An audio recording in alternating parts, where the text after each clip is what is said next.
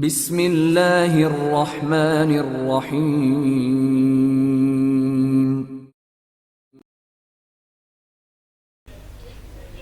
کوبران Imran series, مصنف مظہر کلیم M اے۔ عمران نے کار Alaska hotel کی پارکنگ میں روکی۔ اس ہوٹل کی تیسری منزل پر ٹائیگر کا مستقل کمرہ نمبر 310 تھا، اور ٹائیگر کے دوست آرنلڈ نے اسے فون پر بتایا تھا کہ کسی بڑی پارٹی نے ٹائیگر کی ہلاکت کے لیے 3 مشہور پیشہ ور قاتلوں کو انگیج کیا ہوا ہے، جن میں سے ایک قاتل جس کا نام جانسن ہے۔ اس نے مستقل طور پر الاسکا ہوٹل کی تیسری منزل پر کمرہ نمبر 318 بک کرایا ہے، جس میں اس نے مستقل ڈیرا ڈال لیا ہے۔ دونوں کمروں کے دروازے ایک دوسرے کے آمنے سامنے ہیں، اور جانسن یقیناً رات کو دروازے کے چابی والے سوراخ سے ٹائیگر کی آمد کو چیک کرتا رہتا ہوگا، کیونکہ ٹائیگر کی عادت تھی کہ وہ رات کو دیر سے سونے کے لیے جاتا تھا۔ عمران چونکہ کئی بار ٹائیگر کے کمرے میں آ چکا تھا، اس لیے اسے کسی سے پوچھنے کی ضرورت نہ تھی۔ اسے معلوم تھا کہ ساری رات جانسن نے ٹائیگر کی آمد کو چیک کیا ہوگا، اور ساتھ ساتھ پیشہ ور قاتلوں کی مشترکہ عادت کے مطابق وہ مسلسل شراب بھی پیتا رہا ہوگا، اس لیے اس وقت وہ اپنے کمرے میں دھت پڑا ہوا تھا۔ عمران لفٹ کے ذریعے تیسری منزل پر پہنچ گیا۔ وہاں واقعی کمرہ نمبر 310 اور 18 کے دروازے ایک دوسرے کے آمنے سامنے تھے۔ اس وقت چونکہ کام کا وقت تھا، اس لیے راہداری میں کوئی آدمی موجود نہ تھا۔ تقریباً تمام کمرے لاک تھے۔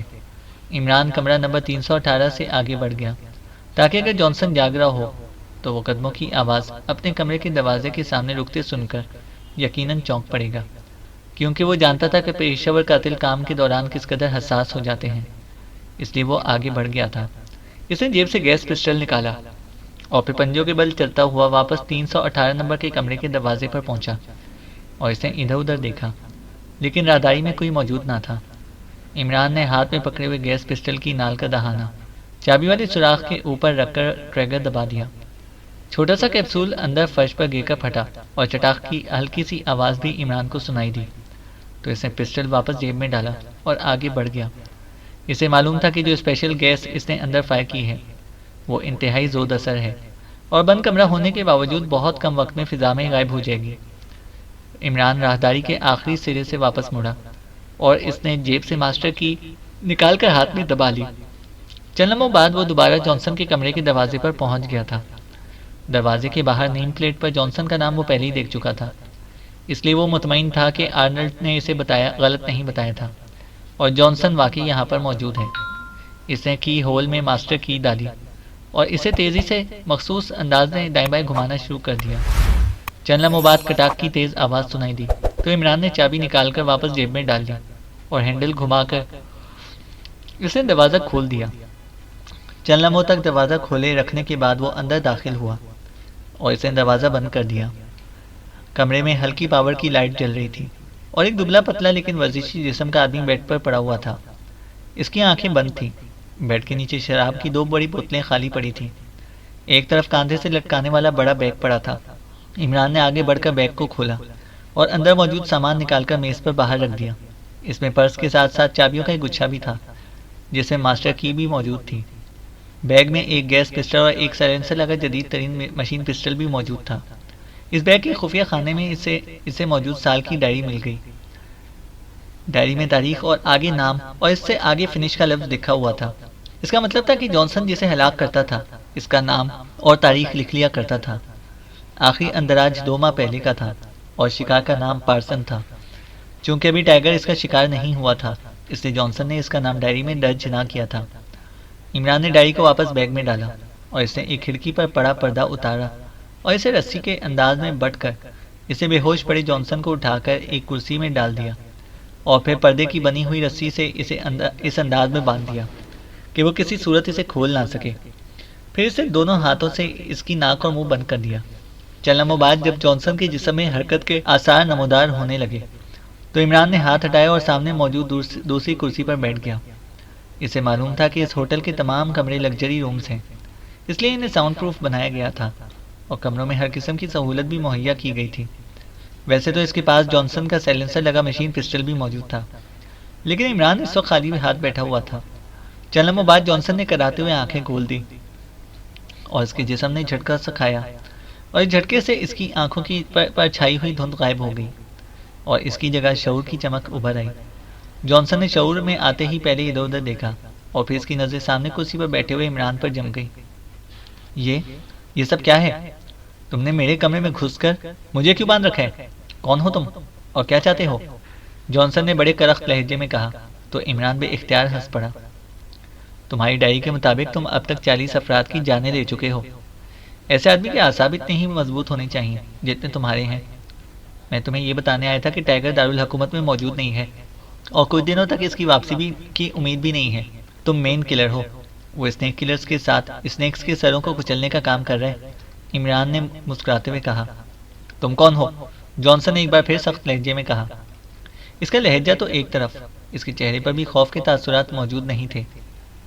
میں اپنا تعارف کرا دیتا ہوں، میں علی عمران MSc DSc آکسن ہوں اور ٹائیگر میرا شاگرد ہے۔ عمران نے کہا تو جانسن نے بے اختیار اچھلنے کی کوشش کی، لیکن بندہ ہونے کی وجہ سے وہ صرف کسمسا کر رہ گیا۔ شاگرد؟ کیا مطلب؟ کیا تم نے کوئی اسکول یا کالج کھولا ہوا ہے؟ جانسن نے حیرت بھرے لہجے میں کہا۔ تو عمران اس کی بات سن کر بے اختیار ہنس پڑا، کیونکہ عمران نے اپنے تعارف میں لمبی چوڑی ڈگریاں بھی گنوائی تھیں اور ساتھ ہی ٹائیگر کو اپنا شاگرد بھی بتایا تھا، اس لیے جانسن نے اسکول اور کالج کی بات کی تھی۔ جانسن، مجھے معلوم ہے کہ تمہارے ساتھ 2 اور پیشہ ور قاتل بھی ٹائیگر کے شکار کے لیے ہائر کیے گئے ہیں۔ وہ دونوں تو اسے شہر میں ہی تلاش کرتے پھر رہے ہیں، جبکہ تم نے ٹائیگر کے رہائشی کمرے کے سامنے کمرہ لے کر ڈیرا جمایا ہوا ہے۔ اب اگر تم خود موت سے بچنا چاہتے ہو تو مجھے صرف ایک سوال کا جواب دے دو، اور یہ بات سن لو کہ مجھے معلوم ہے کہ سچ کیا ہے، اس لیے اگر تم نے سچ بول دیا تو تمہارے ساتھ رعایت کی جا سکتی ہے، ورنہ تمہاری لاش ہی اس کمرے سے باہر جائے گی۔ صرف یہ بتا دو کہ ٹائیگر کو فنش کرانے والی پارٹی کون ہے، عمران نے کہا۔ جب تمہیں معلوم ہے تو مجھ سے کیوں پوچھ رہے ہو، جانسن نے کہا۔ اوکے، تمہاری مرضی، اگر تم نے مرنے کا فیصلہ کر لیا ہے تو پھر میں تمہاری یہ خواہش بھی پوری کر دیتا ہوں۔ عمران نے جیب سے سائلنسر لگا مشین پسٹل نکال لیا۔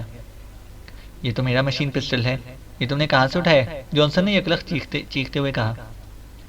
ویسے تو اس ہوٹل کا ہر کمرہ ساؤنڈ پروف ہے، لیکن چونکہ تم نے اس پسٹل پر خاصی بھاری رقم خرچ کی ہوگی، اس لیے میں چاہتا ہوں کہ تمہارے کام آ جائے، عمران نے کہا، اور اس کے ساتھ ہی اس نے مشین پسٹل کا رخ سامنے کرسی پر بندھے ہوئے بیٹھے جانسن کی طرف کر دیا۔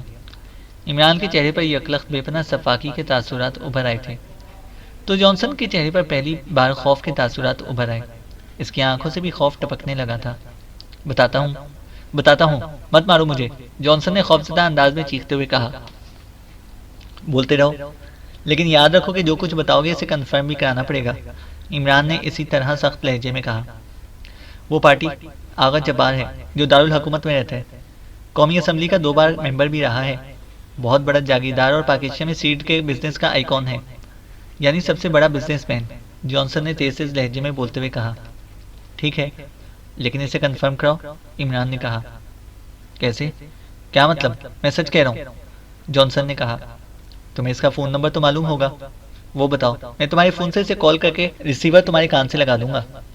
تم اس سے جو مرضی ہے بات کرو، لیکن یہ کنفرم ہونا چاہیے کہ تمہیں ٹائیگر کو ہلاک کرنے کا ٹاسک اسی نے دیا ہے، عمران نے کہا۔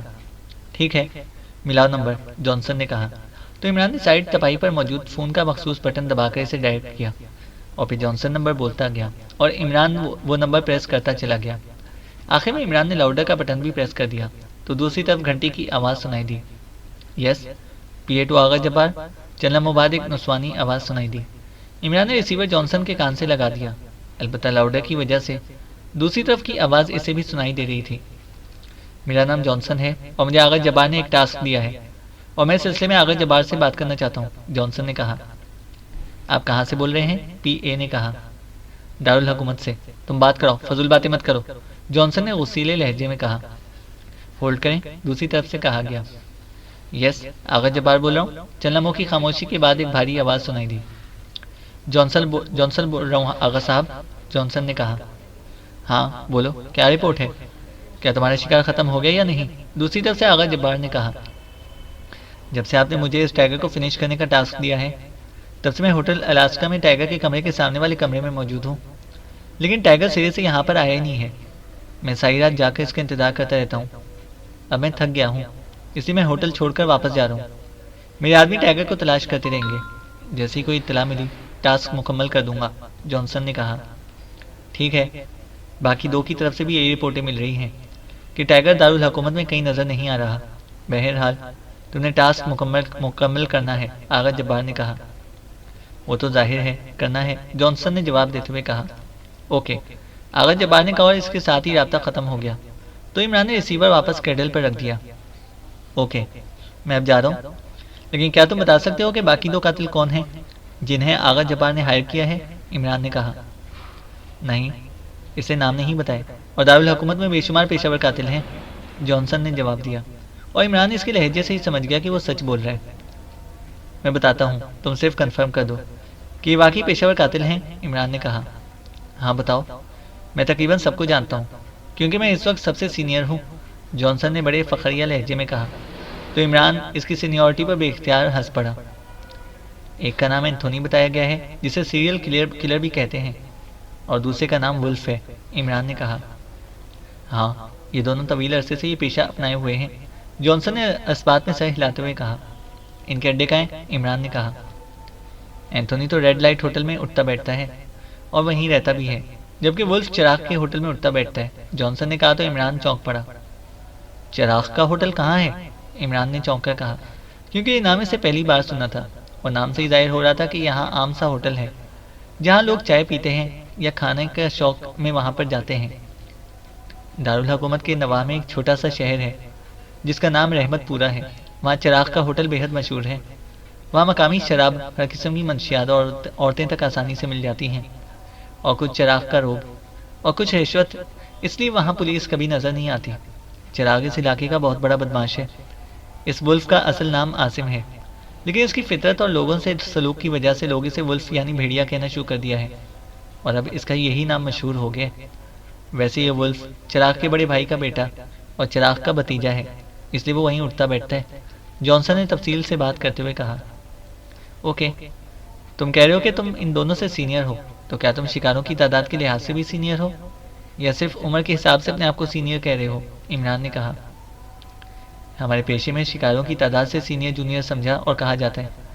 میرے شکاروں کی تعداد 400 سے زیادہ ہو گئی ہے، اور وہ دونوں 300-350 سے آگے نہیں بڑھ سکے، جانسن نے بڑے فاخرانہ لہجے میں کہا۔ تو تم نے اب تک 400 سے زیادہ بے گناہ انسانوں کو رقم کی خاطر ہلاک کر دیا ہے، عمران نے کہا۔ ہاں، یہی تو ہمارا پیشہ ہے، کسائی بھی تو ایک پیشہ ہے، وہ روزانہ بکریاں ذبح کرتا ہے، جانسن نے ساتھ ہی باقاعدہ دلیل دیتے ہوئے کہا۔ تو تم اپنے شکاروں کو انسانوں کی بجائے بکریاں سمجھتے ہو؟ عمران کا لہجہ یکلخت بدل گیا۔ میں مثال دے رہا تھا، عمران کا لہجہ بدلتے ہی جانسن نے گھبرائے ہوئے لہجے میں کہا۔ سوری جانسن، میں تم جیسے قاتل کو معاف نہیں کر سکتا، عمران نے انتہائی سرد لہجے میں کہا، اور ساتھ ہی جیب سے ہاتھ نکالا تو اس کے ہاتھ میں جانسن کا سائلنسر لگا ہوا مشین پسٹل موجود تھا، اور پھر اس سے پہلے کہ جانسن کوئی بات کرتا، عمران نے ٹریگر دبا دیا تو سڑک کی آواز کے ساتھ ہی 2 گولیاں جانسن کے سینے میں اترتی چلی گئیں، اور چند لمحے تڑپنے کے بعد اس کی گردن ڈھلک گئی اور آنکھیں بے نور ہو گئیں۔ تو عمران نے سائلنسر لگا مشین پسٹل واپس جیب میں رکھا اور مڑ کر دروازے کی طرف بڑھ گیا۔ تھوڑی دیر بعد اس کی کار ہوٹل الاسکا کی پارکنگ سے نکل کر ریڈ لائٹ کلب کی طرف بڑھی چلی جا رہی تھی۔ ویسے وہ اپنے آپ کو اس وقت اکیلا محسوس کر رہا تھا، کیونکہ ایسے موقعوں پر وہ جوزف یا جوانا یا پھر ان دونوں کو اپنے ساتھ رکھتا تھا، اور اس کا آدھا کام وہ اس کے آنے سے پہلے سر انجام دے چکے ہوتے تھے۔ اب اگر جوزف اور جوانا اس کے ساتھ ہوتے تو وہ جانسن کو بے ہوش کر کے اٹھا کر رانا ہاؤس لے جاتا اور وہاں اطمینان سے پوچھ گچھ کرتا، لیکن وہ دونوں اسنیکس کے خاتمے کے لیے دارالحکومت سے باہر گئے ہوئے تھے، اس لیے وہ سارے کام خود اکیلا سر انجام دیتا پھر رہا تھا۔ ایسا وہ اس لیے کر رہا تھا کہ اسے ٹائیگر کی بے خوفی کا علم تھا، اسے یہ بھی معلوم تھا کہ ٹائیگر صرف اللہ پر بھروسہ رکھ کر بغیر کوئی حفاظتی انتظام کے واپس آ جائے گا، اور ان پیشہ ور قاتلوں کے ہاتھ آسانی سے چڑھ بھی سکتا ہے۔ اس لیے اس نے فیصلہ کیا تھا کہ اس کے آنے سے پہلے ہی ان تینوں پیشہ ور قاتلوں کا خاتمہ کر دے، پھر آغا جبار پر ہاتھ ڈالے۔ یہی وجہ تھی کہ جانسن کے خاتمے کے بعد وہ ریڈ لائٹ کلب جا رہا تھا، جہاں جانسن کے مطابق سیریل کلر کے طور پر مشہور اینتھونی رہتا تھا۔ چراغ کا ہوٹل چونکہ دارالحکومت کے شمالی نواحی علاقے میں ایک اور شہر میں تھا، اس لیے عمران نے پہلے اینتھونی پر ہاتھ ڈالنے کا فیصلہ کیا تھا۔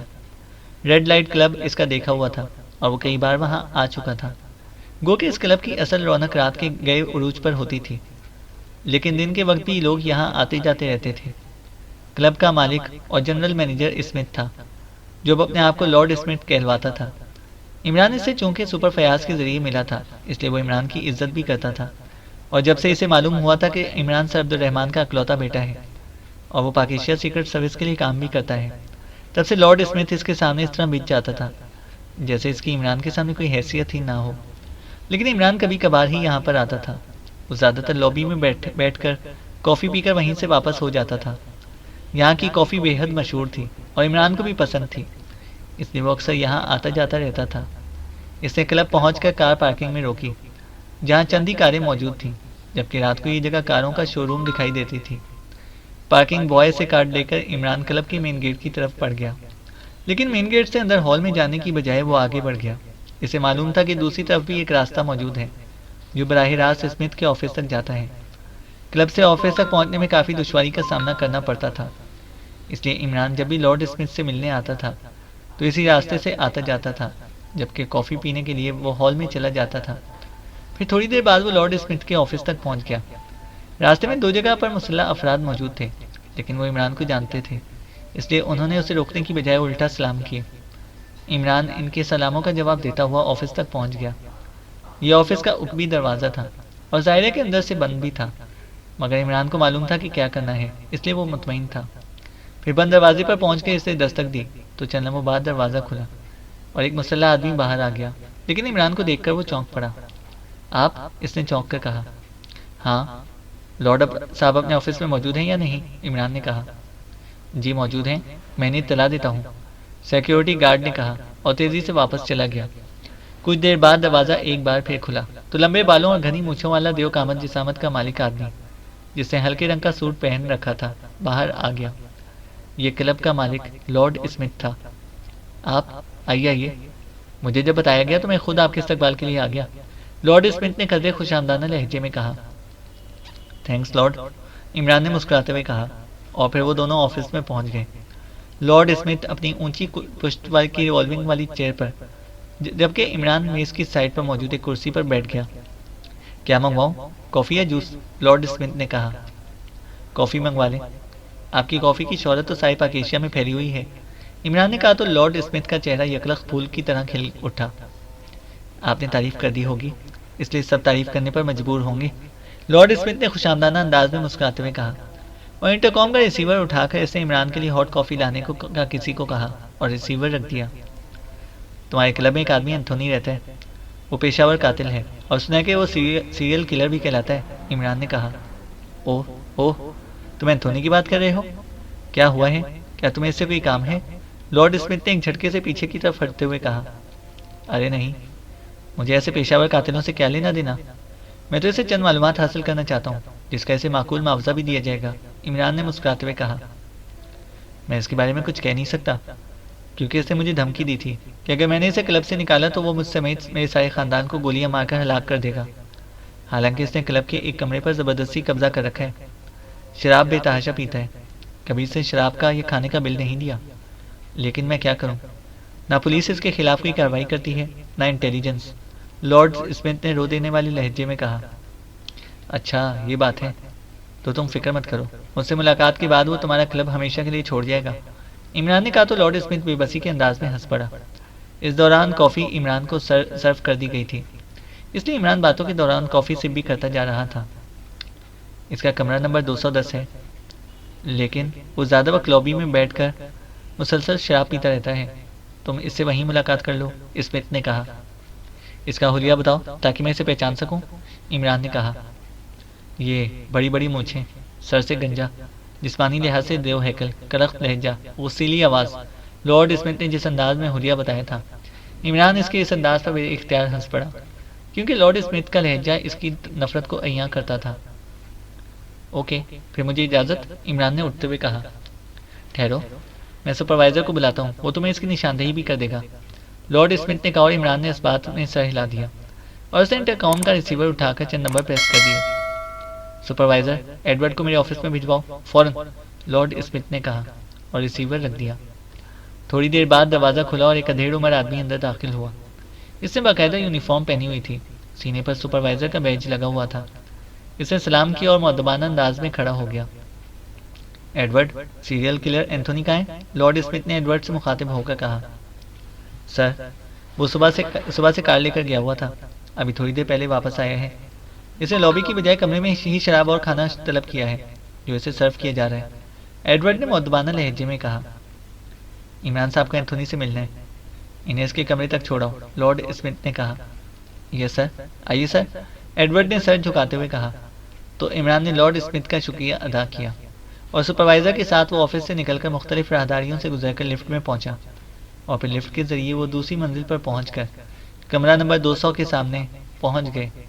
کمرے کا دروازہ بند تھا، سائڈ دیوار پر نیم پلیٹ موجود تھی جس پر اینتھونی کا نام لکھا ہوا تھا۔ سپروائزر نے کال بیل کا بٹن پریس کر دیا۔ یس، کون ہے؟ ڈور فون سے ایک سخت اور چیختی ہوئی آواز سنائی دی۔ سپروائزر ایڈورڈ ہوں جناب، آپ کی مہمان آئے ہیں، ایڈورڈ نے کہا۔ مہمان کون ہے؟ اندر سے حیرت بھری لہجے میں کہا گیا۔ آپ خود مل لیں، ایڈورڈ نے جواب دیا۔ اچھا، دوسری طرف سے کہا گیا۔ اس کے ساتھ ہی ڈور فون کٹک کی ہلکی سی آواز کے ساتھ بند ہو گیا۔ چند لمحوں بعد دروازہ کھلا تو بھاری لیکن ورزشی جسم کا مالک، جس کی بڑی بڑی اور بھاری بھاری مونچھیں تھیں، سر گنجا تھا، ہاتھ میں شراب کی بڑی بوتل پکڑی ہوئی تھی، دروازے پر کھڑا نظر آیا۔ میرا نام پرنس ہے اور مجھے جناب آغا جبار صاحب نے آپ کے پاس بھیجا ہے، عمران نے کہا۔ اوہ اچھا، آئیے تم جاؤ ایڈورڈ، اینتھونی نے اسی طرح سخت اور کرخت لہجے میں کہا، شاید یہ اس کا قدرتی لہجہ تھا۔ یس سر، ایڈورڈ نے کہا اور واپس مڑ گیا، جبکہ اینتھونی ایک طرف ہٹ گیا تاکہ عمران اندر آ سکے۔ عمران کو صرف یہ خطرہ تھا کہ کہیں وہ اسے پہچانتا نہ ہو، لیکن جو رد عمل اینتھونی کا تھا اس سے وہ خطرہ نہ رہا تھا۔ کمرے میں کرسیاں اور میز بھی موجود تھیں۔ یہ ایک بڑا سا بیڈ روم تھا۔ میز کے ساتھ ایک بڑی بالٹی رکھی ہوئی تھی جس میں شراب کی خالی بوتلیں پڑی تھیں، جبکہ میز پر فون سیٹ بھی موجود تھا۔ بیٹھیں، کیا پئیں گے؟ اینتھونی نے کہا۔ میں شراب نہیں پیتا ہوں، عمران نے مسکراتے ہوئے جواب دیا۔ اوہ اچھا، بتائیں کیا کہنے آئے ہیں آپ؟ آغا صاحب فون پر تو بات کر لیتے ہیں، پھر آپ کو کیوں بھیجا ہے؟ اور پہلے آپ اپنا تعارف کرائیں، اینتھونی نے ایک کرسی پر بیٹھتے ہوئے کہا۔ ہاتھ میں پکڑی شراب کی بوتل اس نے سائڈ پر موجود بڑی بالٹی میں پھینک دی تھی۔ مجھے اپنا تعارف کرانے کی ضرورت نہیں، میں تو صرف اتنا کہنے آیا ہوں کہ ٹائیگر کو فنش کرنے کے لیے 3 کلرز کو ٹاسک دیا گیا تھا، جن میں سے ایک آپ تھے، دوسرے جانسن تھے، تیسرے ولف۔ کیا میں درست کہہ رہا ہوں؟ عمران نے کہا۔ مجھے باقی 2 کا تو معلوم نہیں، البتہ مجھے ٹاسک دیا گیا ہے اور میں وہ پورا کروں گا، لیکن ویری سوری، آپ جا سکتے ہیں۔ ہو سکتا ہے کہ آپ کا تعلق کسی جاسوسی ادارے سے ہو، اینتھونی نے کہا۔ میرا نام مائیکل ہے اور میں آغا جبار کا مینیجر ہوں، آپ فون کر کے پوچھ لیں، عمران نے کہا۔ میں نے بتایا تو ہے کہ مجھے صرف اپنے بارے میں معلوم ہے اور بس۔ ٹائیگر دارالحکومت سے باہر ہے، اس لیے وہ بچا ہوا ہے، جیسے ہی وہ دارالحکومت واپس آئے گا قبر میں پہنچ جائے گا، اینتھونی نے جواب دیتے ہوئے کہا۔ آپ کو معلوم ہے کہ جانسن کو انتہائی بے دردی سے ہلاک کر دیا گیا ہے، عمران نے کہا تو اینتھونی بے اختیار اچھل پڑا۔ یہ کیسے ہو سکتا ہے؟ وہ تو بے حد تیز آدمی تھا، اینتھونی نے حیرت بھری لہجے میں کہا۔ ماننے والے اس سے بھی زیادہ تیز ہوگا، ویسے جانسن کا کہنا تھا کہ وہ آپ سے سینئر ہے، اس کے ٹارگٹس کی تعداد 400 سے زائد ہے، جبکہ آپ اور ولف دونوں 300 کے قریب پہنچے ہوئے ہیں، عمران نے کہا تو اینتھونی چونک پڑا۔ یہ آپ کو کس نے بتایا ہے؟ اینتھونی نے مشکوک لہجے میں پوچھا۔ خود جانسن نے، آپ کو شاید معلوم نہیں کہ جانسن میرا دوست تھا، اس کی آغا جبار سے ملاقات میں نے کرائی تھی، عمران نے کہا۔ وہ بکواس کرتا ہے، میں سیریل کلر ہوں۔ آپ جانتے ہیں سیریل کلر کیا ہوتا ہے؟ اینتھونی نے کہا۔ نہیں، عمران نے جواب دیا۔ سیریل کلر کہتے ہیں مسلسل بے شمار کامیابیاں۔ میں نے سیریل کلنگ میں لگاتار 1000 بڑے بڑے ٹارگٹ کور کیے ہیں، میرا مقابلہ کون کر سکتا ہے؟ اینتھونی نے بڑے فاخرانہ لہجے میں کہا۔ تم نے تسلیم کر لیا کہ تم نے ٹائیگر کے خاتمے کا ٹاسک آغا جبار سے حاصل کیا ہے، تو اب سن لو کہ میرا نام علی عمران ہے اور ٹائیگر میرا شاگرد ہے، اور جانسن کا خاتمہ میں نے ہی کیا ہے، اور اب تمہارا خاتمہ بھی میں ہی کروں گا، عمران نے کہا تو اینتھونی اس طرح حیرت سے اسے دیکھنے لگا جیسے وہ انسان سے مجسمے میں تبدیل ہو گیا ہو۔ اس کے ساتھ ہی عمران کا ہاتھ جیب سے باہر آیا تو اس کے ہاتھ میں سائلنسر لگا مشین پسٹل موجود تھا۔ مشین پسٹل دیکھ کر اینتھونی اس طرح بھڑک کر اچھلا جیسے بند اسپرنگ اچانک کھلتا ہے۔ اس نے یکلخ اچھل کر میز پر پیر رکھا اور عمران پر حملہ کرنے کی کوشش کی۔ وہ واقعی بے حد تیز اور پھرتیلا تھا، اور جس انداز میں اس نے اچانک حملہ کیا تھا، اگر عمران کی جگہ کوئی اور ہوتا تو یقیناً کرسی سمیت فرش پر جا گرتا، لیکن عمران نے بیٹھے بیٹھے اپنا ایک بازو گھمایا، توڑ کر عمران پر حملہ کرتے ہوئے اینتھونی کا جسم گھومتا ہوا سائڈ پر موجود کرسیوں پر گرا، اور کرسیوں سمیت وہ فرش پر گرا ہی تھا کہ عمران نے جو اٹھ کر کھڑا ہو گیا تھا دوسرے ہاتھ میں پکڑے ہوئے سائلنسر لگی مشین پسٹل کا رخ اینتھونی کی طرف کیا، جبکہ اینتھونی کرسی کا ایک پایا پکڑ رہا تھا تاکہ کرسی کو عمران پر اچھال دے، لیکن اس سے پہلے ہی سٹک سٹک کی آواز کے ساتھ کمرہ اینتھونی کی چیخوں سے گونج اٹھا۔ وہ ذبح کی ہوئی بکری کی طرح پھڑک رہا تھا، پھر ایک جھٹکے سے وہ ساکت ہو گیا، اس کے دونوں ہاتھ فرش پر پھیل گئے اور آنکھیں بے نور ہو گئیں۔ سیریل کلر کو اپنی موت یاد نہ رہی تھی، 1000 افراد کا قتل۔ ایسے لوگ بھی قانون کی زد میں نہیں آتے، یہی ہمارے ملک کے قانون کا المیہ ہے، عمران نے بڑبڑاتے ہوئے کہا، اور فرش پر پڑی اینتھونی کی لاش کی تلاشی لینا شروع کر دی، لیکن اس کی جیبیں خالی تھیں۔ عمران نے کمرے کی تلاشی لی تو اس کے ہاتھ ایک لفافہ لگ گیا جس کے اندر چند کاغذات موجود تھے۔ عمران نے کاغذات نکال کر انہیں پڑھنا شروع کر دیا۔ کاغذات پڑھ کر اس کا چہرہ چمک اٹھا، کیونکہ ان کاغذات سے میں آغا جبار نے بین الاقوامی تنظیم کوبران سے اپنا تعلق بتایا تھا۔ شاید کاغذات اینتھونی نے چوری کیے تھے۔ بہرحال یہ کاغذات آغا جبار کے خلاف ثبوت کے طور پر استعمال کیے جا سکتے تھے، کیونکہ ان پر آغا جبار کے دستخط موجود تھے۔ عمران نے کاغذات جیب میں ڈالے اور بیرونی دروازے کی طرف بڑھ گیا۔ اسے معلوم تھا کہ کلب کے تمام کمرے لگژری انداز میں بنائے گئے ہیں، اس لیے یہ کمرہ لازماً ساؤنڈ پروف ہوگا، لیکن کوئی ویٹر کسی بھی وقت آ سکتا تھا، اس لیے اس نے باہر سے دروازہ بند کیا اور کچھ دیر بعد وہ پارکنگ میں موجود تھا جہاں اس کی کار موجود تھی۔ پارکنگ بوائے کے آنے پر عمران نے اسے پارکنگ کارڈ اور درمیانی مالیت کا ایک نوٹ دیا تو پارکنگ بوائے نے اسے سلام کیا اور پھر دوڑتا ہوا نئی آنے والی کار کی طرف بڑھ گیا تو عمران نے کار موڑی اور کچھ دیر بعد اس کی کار خاصی تیز رفتاری سے رحمت پورہ کی طرف دوڑی چلی جا رہی تھی۔ کار میں عمران نے ماسک میک اپ کر لیا تھا، وہ آج ہی اس معاملے کو ختم کر دینا چاہتا تھا، لیکن اچانک اس کے ذہن میں ایک خیال آیا کہ ولف رحمت پورہ میں کیسے ہو سکتا ہے جبکہ اس کا ٹاسک دارالحکومت میں ہے، لیکن پھر سے سوچا کہ وہاں سے اس کا دارالحکومت کا ایڈریس مل جائے گا اور وہ آگے بڑھتا چلا گیا۔ اسپورٹس کار نے اسے رحمت پورہ میں 1 گھنٹے میں پہنچا دیا، ورنہ 2-2.5 گھنٹے لگ سکتے تھے۔ تھوڑی دیر میں اس نے چراغ ہوٹل تلاش کر لیا۔ یہ دیہاتی انداز کا ہوٹل تھا لیکن کافی بڑا تھا اور وہاں جرائم پیشہ افراد کا ہجوم تھا، منشیات کا عام استعمال ہو رہا تھا۔ عمران نے کار روکی اور پھر وہ کار سے اتر کر سیڑھیاں چڑھتا ہوا اوپر پہنچ گیا۔ وہاں موجود سب افراد اسے حیرت سے دیکھنے لگے، جبکہ عمران کسی کی پرواہ کیے بغیر کاؤنٹر کی طرف بڑھتا چلا گیا جہاں 2 بدماش ٹائپ کے افراد موجود تھے۔ میں دارالحکومت سے آیا ہوں اور میں نے ولف سے ملنا ہے، اسے آغا جبار کا پیغام دینا ہے۔ کہاں ہوتا ہے وہ؟ عمران نے کاؤنٹر پر موجود ایک آدمی سے مخاطب ہو کر کہا۔ آغا جبار؟ لیکن وہ تو فون کرتے رہتے ہیں، اس آدمی نے مشکوک نظروں سے عمران کی طرف دیکھتے ہوئے کہا۔ بعض باتیں ایسی ہوتی ہیں جو فون پر نہیں کی جا سکتی، فون ٹیپ بھی ہو سکتے ہیں۔ ویسے اگر وہ موجود نہیں ہے تو مجھے بتا دو، میں واپس جا کر آغا جبار کو بتا دوں گا، اور جو کام وہ ولف سے لینا چاہتے ہیں وہ کسی اور کو دے دیں گے۔ لاکھوں روپے کا نقصان ولف کا ہی ہوگا، عمران نے منہ بناتے ہوئے کہا۔ وہ تو دارالحکومت کیا ہوا ہے، جو پیغام ہے وہ مجھے دے دیں، اس آدمی نے کہا۔ اوکے، جب ولف آئے تو اسے بتا دینا کہ آغا جبار کی طرف سے کام آیا ہے، لیکن تمہاری عدم موجودگی کی وجہ سے واپس چلا گیا، اور یہ کام لینے والے اور بہت سے لوگ موجود ہیں۔ عمران نے کہا اور واپس مڑ گیا۔ بابا، چاچا ولف ڈیرے پر ہی ہے، میں نے ان کی کار 1 گھنٹہ پہلے یہاں سے گزر کر ڈیرے کی طرف جاتے خود دیکھی ہے۔ عمران کو مڑتا دیکھ کر کاؤنٹر پر موجود دوسرے نوجوان نے اس ادھیڑ عمر سے کہا جو اب تک عمران سے بات چیت کر رہا تھا۔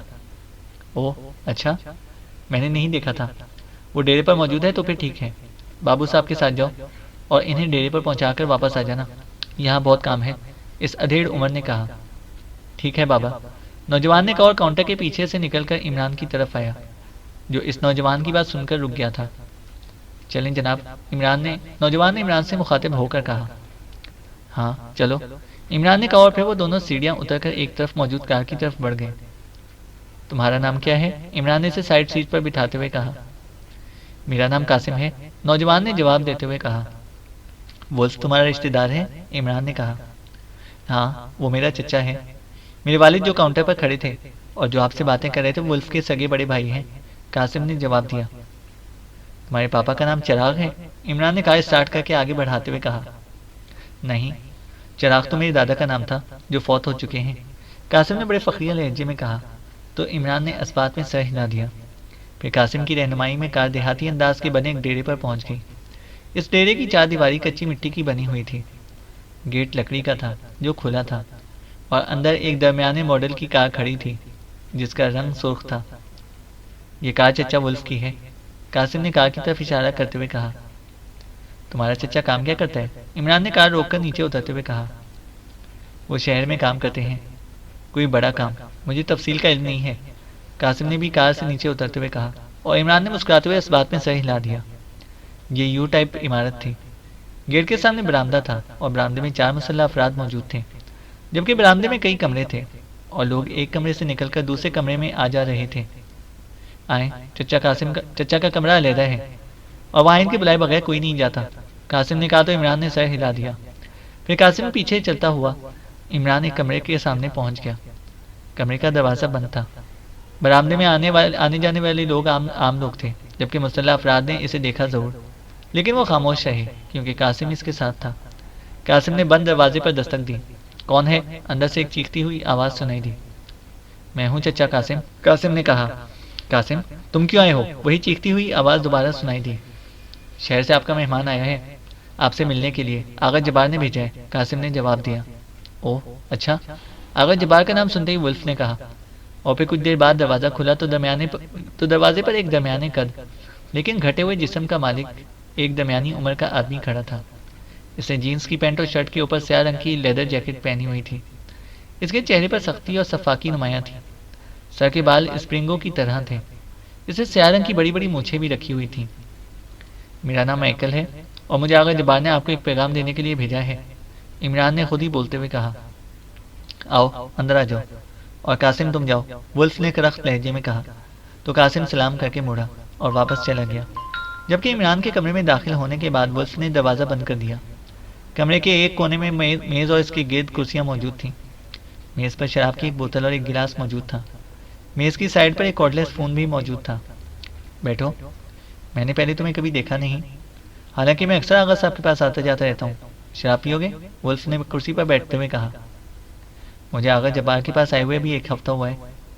میں کانڈا میں رہتا تھا، وہاں میں آغا جبار کی طرف سے عورتوں کی فروخت کے بزنس کا مینیجر تھا، اور میں شراب صرف رات کو پیتا ہوں، عمران نے کہا۔ اوکے، اب بتاؤ کیا پیغام ہے؟ ولف نے کہا۔ آغا صاحب سے ایک وفاقی سیکرٹری نے بے حد بدتمیزی کی ہے، اس لیے آغا صاحب اسے فنش کرنا چاہتے ہیں۔ انہوں نے تمہارا انتخاب کیا ہے۔ ان کا کہنا ہے کہ تمہارے پاس ٹائگر کو فنش کرنے کا ٹاسک ہے، وہ بعد میں مکمل کرنا، پہلے اس وفاقی سیکرٹری کا خاتمہ کر دو۔ اور آغا صاحب یہاں رحمت پورہ میں ایک گھر میں موجود ہیں، وہاں وہ تم سے مل کر تمہیں تفصیل بتائیں گے، اور تمہیں اس کا پورا معاوضہ بھی ادا کرنا ہوگا۔ تمہیں میرے ساتھ وہاں پر جانا ہوگا، عمران نے کہا۔ رحمت پورہ کس کے گھر میں ہے؟ ولف نے حیرت بھرے لہجے میں کہا۔ آغا نزاکت کے گھر میں، عمران نے کہا، کیونکہ یہاں آتے ہوئے اس نے ایک حویلی نما گھر پر اس نام کی نیم پلیٹ دیکھی تھی۔ اوہ اچھا، ٹھیک ہے، آؤ، اس بار ولف نے پوری طرح مطمئن ہوتے ہوئے کہا اور اٹھ کر کھڑا ہوا۔ تم اپنی کار میں نہیں، میری کار میں وہاں چلو، کیونکہ تمہاری کار یہاں سب پہچانتے ہیں۔ اس بات کا حکم آغا صاحب نے خصوصی طور پر دیا ہے، عمران نے کہا۔ لیکن میں واپس کیسے آؤں گا جبکہ میرے پاس بہت بڑی بھاری رقم بھی ہوگی؟ ولف نے چونک کر کہا۔ میں تمہیں یہاں ڈیرے پر چھوڑ جاؤں گا، عمران نے جواب دیتے ہوئے کہا۔ اوکے، ولف نے سر ہلاتے ہوئے کہا، اور پھر تھوڑی دیر بعد عمران اپنی کار کی ڈرائیونگ سیٹ پر بیٹھا ہوا تھا، جبکہ سائڈ سیٹ پر ولف بیٹھا ہوا تھا۔ کار تیزی سے رحمت پورہ کی طرف اڑی جا رہی تھی۔ یہ اسپورٹس کار تم نے کہاں سے لی ہے؟ بے حد جدید اور خوبصورت کار ہے، ولف نے کار کی تعریف کرتے ہوئے کہا۔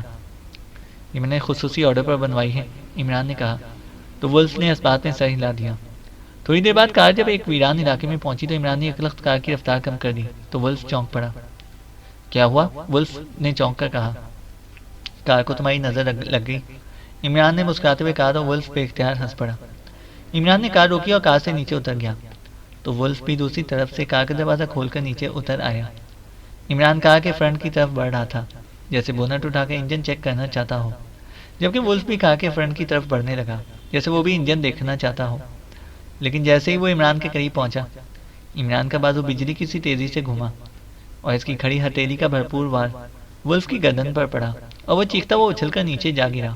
نیچے گرتے ہی اس نے اٹھنے کی کوشش کی، لیکن اس کی گردن کی ہڈی ٹوٹ چکی تھی، اس لیے اس کا جسم جھٹکے کھانے لگا۔ اسی لمحے عمران نے جیب سے سائلنسر لگا مشین پسٹل نکال کر اس کا رخ جھٹکے کھاتے ہوئے ولف کی طرف کیا اور ٹریگر دبا دیا۔ سٹک سٹک کی آواز کے ساتھ ہی گولیاں ولف کے جسم میں گھستی چلی گئیں اور وہ ساکت ہو گیا۔ تو عمران نے پسٹل واپس جیب میں رکھا اور ولف کی لاش ایک بازو پکڑ کر وہ اسے گھسیٹتا ہوا ایک اونچی جھاڑی کی طرف لے گیا۔ اس نے جھاڑیوں کے عقب میں اس کی لاش کو پھینکا اور پھر کار میں بیٹھ کر آگے بڑھ گیا۔